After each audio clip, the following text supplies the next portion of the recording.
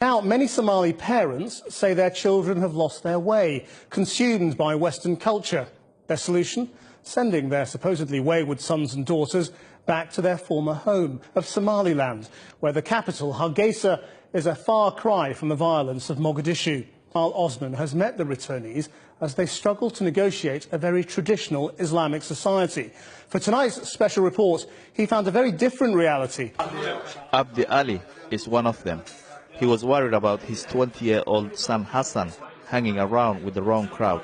There were lots of youngsters around his age, some older. As they were growing up, they were getting into groups and even fighting each other. I wanted to find out what Hassan was learning over there, so I went to meet him. Africa's alright, blood. Africa's alright. Don't be thinking Africa's dead. This place is actually better than I thought it was going to be. Like everyone else thinks before they get here. Gaza, that's what I thought. You don't even need license to drive, bro. Anyway, so you do your thing here. Hassan has been out in Somaliland for nearly a year, and he's loving it. Freedom, wow. You got a lot of freedom here. You can be out late.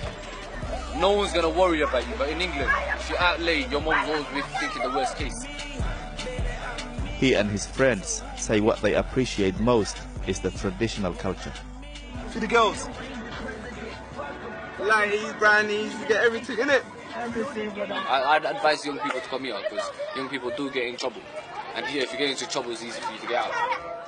It's a long way from where he grew up in Sheffield and the gangs, drugs and crime.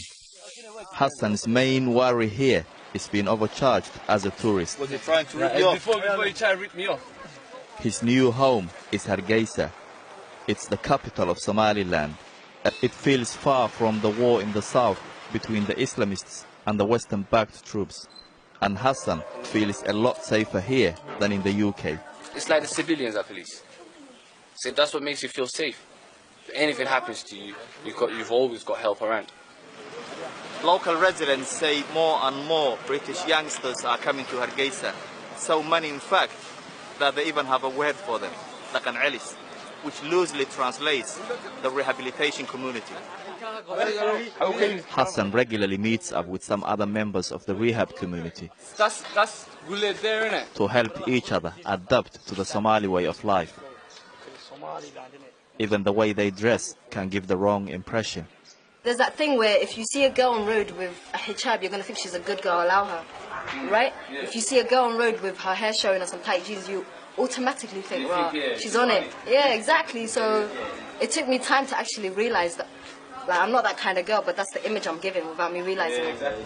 Yeah. But they are all loving their new status here. I'd say we were middle class there, but we're upper class here. No, we're not even middle class down there, we're... Yeah. Now you have high class, middle class, then low class, then black class. Black African class. We're like the bottom down there, middle class, here we're the top.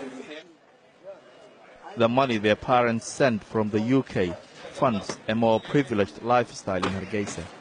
Privileged, upper class, but not yet accepted as part of society. Hassan tries to get his barber to understand. So, they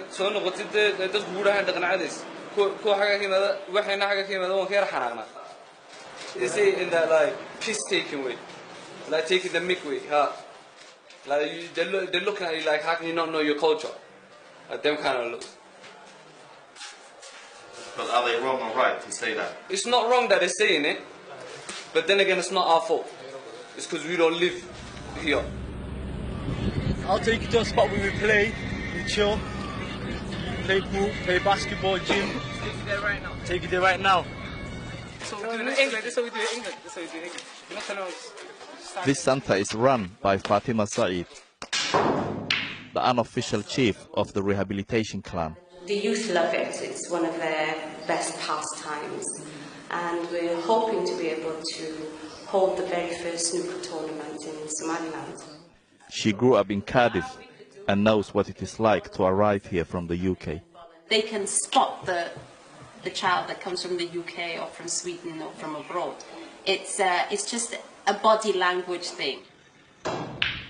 Fatima runs this center, giving them things to do, but more importantly, advice on dealing with the locals who are suspicious of them. It's just the stigma that's attached to it. This child, why is this child coming back? You know, he's coming back because he's done something. So the locals feel threatened by these? Threatened, how can I say, angry in a way. They feel jealous in another way, you know. I joined them as they went on day trips to help them get to know their motherland.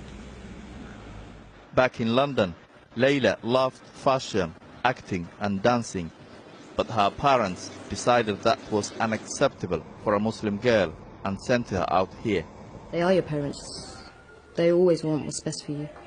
But growing up in the Western world, I didn't see it like that. I was a rebel. I was the biggest rebel. I was like, all right, if I can't have it my way, you're not going to get your way. But I didn't realize I was only harming myself. So that's what I learned. Compromise. But one compromise she's not happy about is losing some of her freedom. Today we're by the beach. Unfortunately, us girls can't swim because they said girls and boys can't swim together, so we're trapped in the bus and the boys are cooling off in the sea. Sunny, sunny, sunny, that's all it is around here. And I'm being teased because I can see the water, but I'm not allowed in. In our culture, it's always like the men are in control. I grew up in a world where I've seen everybody's treated equal, fair. And then I came here and I was like, damn, it's not the same shit. I'm thinking, but why? What makes it worse for Layla is that local girls are allowed on the beach, but girls in the rehab community are not trusted to behave. We see other girls on the beach and we're not allowed. You think it's a personal attack, like, because you're from outside. A visit to the caves is a better experience for Layla. It's amazing to see our heritage and our culture. Like, not in a million years did I think there'd be paintings here from like thousands of years ago. Las Gal has some of the oldest cave paintings in Africa. Place looks alright. Old. Natural beauty. Natural beauty, yeah. It makes me appreciate, like, my culture.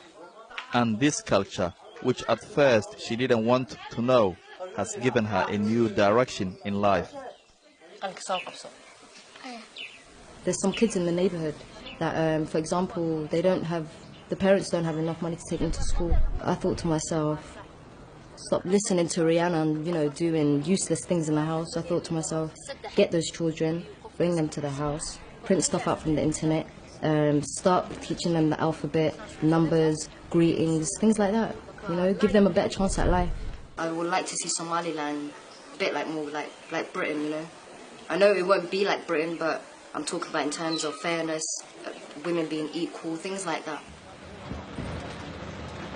As part of their learning, they are traveling to the countryside to experience life as a nomad, like their parents did.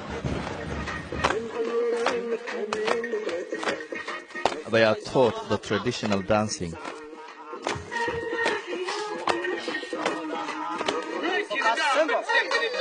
In return, Layla shows them a few Western moves.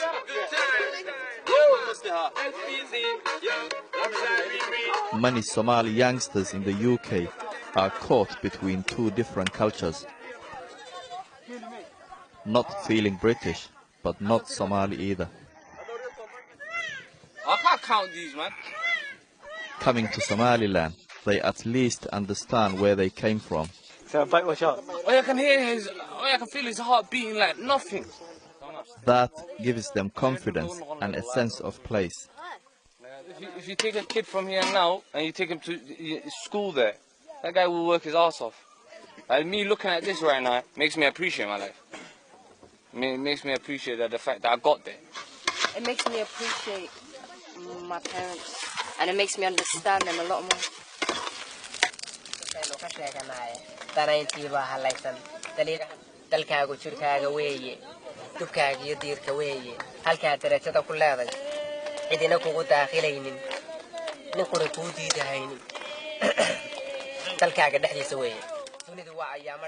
Layla hopes to come back to the UK soon.